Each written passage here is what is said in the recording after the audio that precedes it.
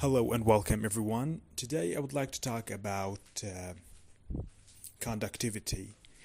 First of all, we know that we have two pumps in our device. In the dialysis devices, we have the concentration pump, the red, and we have the bicarbonate pump, the blue. When we pull from those bottles, it would be in the form of strokes. Each stroke has a specific volume and rate, depends on the setting in the device.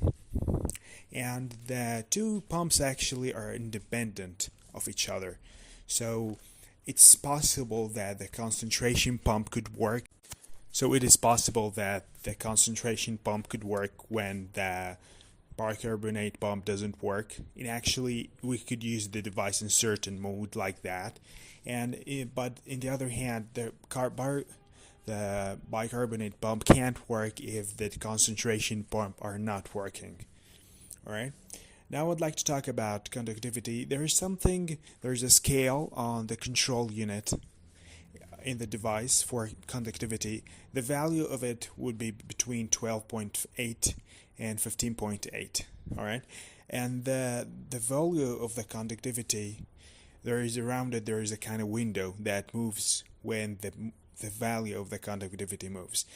It's very important that the value of the conductivity should be within this range, because if this value was outside this range, this window that moving on the screen on the device would give me an alarm. Alright? And I would like to talk about dialysate menu. There's a button in the device called dialysate menu. That gives you information about the dialysate. First of all, it gives you something called dilution, which is the same as mixing ratio. Alright, and give you something called base sodium, prescribed sodium, bicarbonate, temperature, flow, and I'm going to talk about each one in detail. There's something also called sodium profile. I'm going to talk about each one in detail now. In Fresenius company, the mixing system has two types. The first type, which depends on volume, in a way that the amount of fluid that enters the filter equals the amount of fluid that goes out of the filter. All right. And the second type of mixing system, which is proportional. Proportional means we set a specific mixing ratio in the device. Okay? Now, and we talked about the conductivity window. It also has two types in the devices. The first one which is position, which means the window of the conductivity value would change depending on the value of the conductivity. And the second one, which is center, obviously you could tell from the name, means that the window of the conductivity scale would be fixed in the center. Alright? Now, sometimes we could have alarm in the device related to the windows of the conductivity, and that could be because of problems related to flow alarm, or we have an empty bottle of concentration or bicarbonate. I think I would talk about alarms of the device in a later lecture. So let's go back to the dialysate menu. We said first we have the dilution, which is the same as mixing ratio. Then we have the base sodium, which is simply the concentration of the sodium from the two bottles that I have, which means because I add them. Okay, I mentioned that previously, that the concentration of sodium, for example, would be divided into the two bottles. In the red bottles we have, for example, 105, and the second bottle we have 35, and we add them together, and the final value of concentration of sodium would be 140 millimole for a liter. Okay, now the second thing, which is the prescribed sodium. Prescribed sodium, which means the concentration of the sodium that is required from the device to give to the patient. Alright? Depends on the situation of the patient. Usually they set the prescribed sodium as 140. but that could be different. It depends on the situation of the patient. For this reason, sometimes when you go to a dialysis department, you see all the devices have the prescribed sodium as the value 140. You know that there's something wrong, like, because that is not possible that all the patients suffer with the same exact medical problem. All right. There's something called the plasma sodium. All right, plasma Na. It could exist in some devices, which means that the amount of sodium in the plasma, whether it was normal or not. Alright, now I would like to talk about something very important also in the dialysate menu, which is the bicarbonate. The bicarbonate could take value from -7 to +7. Okay? For example, if the patient is receiving bicarbonate as the value of it would be, for example, 35 millimole per liter, which means, of course, the same thing for sodium, means the concentration would be given from the two bottles together, and I'm going to add them from bottle, for example, first one, which is for bicarbonate, with I'm expecting the higher volume, of course, volume, which is, for example, 32 millimole per liter from bottle, the blue bottle, related to the bicarbonate, and the second bottle, the red bottle, I have having concentration of 3 millimole per liter, and we add them together, from the two bottles, and we have our final concentration of bicarbonate. Alright, let's continue to talk about this. We say that for a normal human, the level of concentration of bicarbonate would be between 24 to 28 millimole per liter. This is for a normal human. For the kidney patient, it would be between 16 to 20 millimole per liter, the concentration of bicarbonate. So therefore, when I set the bicarbonate PIC, it's written as PIC in the device, when I set it to 0, means PIC equals to 0, meaning the patient, this is very important, the patient would receive the whole 35 millimole per liter that came from the two bottles. Okay? That is very important, which means, when I set it as 0, bicarbonate PIC is 0. This is very important, meaning that the concentration of bicarbonate in the patient's blood should be equals to the concentration of bicarbonate that coming from the device. That is very important point. For this reason, in most cases you see that they set the bicarbonate level to 0, PIC equals to 0, previous equation that we mentioned. But if our patient having a problem with high acid level, so I'm gonna set the PIC to 1 or 2 or 3, depends on how severe his situation is. Okay, so the patient suffers with high acid level. I'm gonna set my PIC to 1 or 2 or 3, depends on how severe the situation is, and vice versa. If the patient came with low acid, I'm gonna set the PIC to -1, -2, -3. Okay, depends on how severe the situation. Because sometimes you have a patient in the emergency room who came with very, very high acid, so you're gonna increase this PIC to 1 or 2 or 3, and vice versa. And this is very important, that we should know the level of bicarbonate and the level in the blood of the patient before our session to make sure how to set those parameters. They're kind of sensitive. And for example, another case, if the bicarbonate is low, if the bicarbonate was low in the patient's blood, less than 17 millimole per liter, we're gonna set the BIC to 2 or 3 to just replace his lost, because the acid would be so high in this situation. Okay? But if the bicarbonate for the patient was between 17 to 20, that is normal for a patient. We're gonna set the PIC as 0. Okay.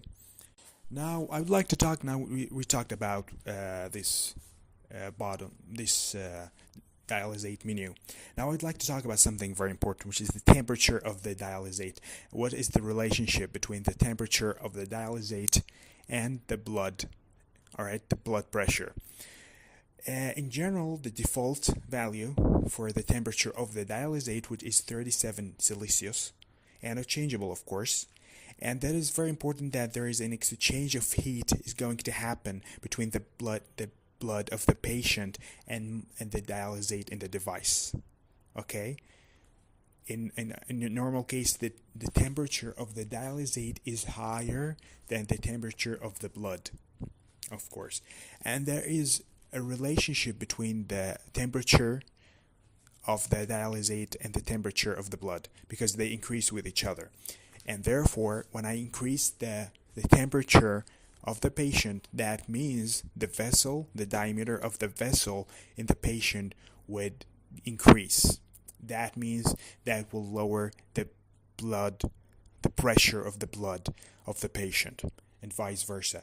If I'm going to decrease the temperature of my dialysate, which means the blood temperature would also decrease, which means the vessel are going to decrease their diameters, which means the blood pressure is going to be higher. Okay, this is the relationship between them, and that is something that, of course, related to how the temperature affects the vessels in the human body.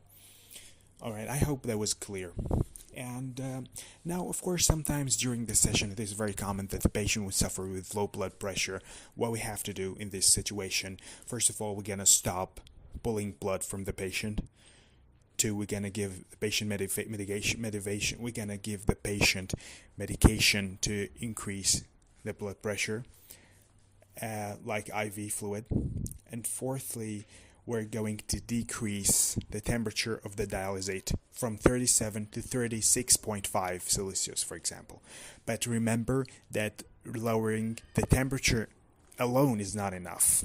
We have to give the patient medications as well, because this mechanism, that the relationship between the temperature of blood and the pressure of the blood, is actually a real, of course, a relationship, but it takes time. So we can't depend on it alone. We have to give patient, if the patient came with low blood pressure, or it suffers with low blood pressure during the session, we have to give the patient medications to higher his blood pressure, because controlling temperature is not enough in this case. It could help, of course, it's necessary. They have to change the temperature of the dialysate, but it's not enough. Of course, if the temperature of blood was, for example, 35, the patient would start shivering, feels very cold. And if the temperature of blood was 39, for example, it could cause dissolves of blood red cells and destroy the hormones and proteins in the blood vessel. And the patient, when the temperature goes really high, the patient would suffers with arrhythmia, which means his heartbeat would be irregular. All right.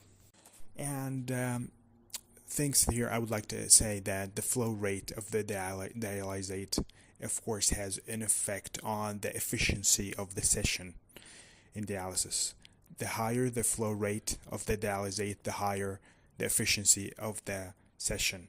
And the flow rate of the dialysate could be 300 milliliter per minute, could be 400, could be 800, or there's something called adapted flow. It means the device decided what is the best value for the flow rate, for the flow of the dialysate. Okay, and each one of those values has a use. I'm gonna probably talk about this later, because I don't want this video to be so long. But there is a value of the flow rate in the device that sometimes critical point, that when we increase the flow rate, actually the efficiency of the session won't increase anymore. Alright, it's at the level they call it the saturation level. Means no matter how we increase after a specific point, the efficiency of the session will be the same, which means you're actually wasting all those accessory flow of dialysate they're using, because the point here, the more the flow rate means I'm using more dialysate, which means there is more exchange going to happen between the blood and the dialysate. But sometimes there is enough dialysate for all the blood that are actually exchanging at that moment in the filter. So when I increase the flow rate after a certain point, after the stage of saturation, there's nothing gonna happen. That is gonna just be waste of sources. And adaptive flow I talked about, which is the device decided actually the amount of dialysate that is entering the blood filter, and it should be equal to the amount of blood that entering the filter at the same time. They call it the adapted flow. Means the device decided depends on the amount of blood that entering the filter, how much flow rate, how much dialysate it should flow to that filter. If, for example, we're pumping 300 milliliter of per minute of blood to the filter, that needs actually 300 milliliter per minute of the dialysate. But if we pump more than that of the dialysate, that won't be any useful because it's after the saturation level. The last thing I would like to talk here is about the dialysate flow. Okay, the dialysate flow, which equals to the blood pump speed times a factor. This factor is usually 1.2. For example, my blood pump speed, 300, okay, times this factor, which usually 1.2. Therefore, I will equals 360 milliliter of per minute for what I need from the amount of dialysate that I need. Okay, but this factor could be, of course, different, depends on the type and surface of the filter. But of course, eventually, that this is an ethical side, we shouldn't save our sources in account of the health of the patient. So for this reason, you see, it's most of the time the flow rate would be 500 milliliter per minute for an adult patient who doesn't suffer with cardiovascular problems. I'm going to talk about this, the value of flow rate in different lecture, God willing. And thank you so much for listening, and I hope that was clear, and goodbye.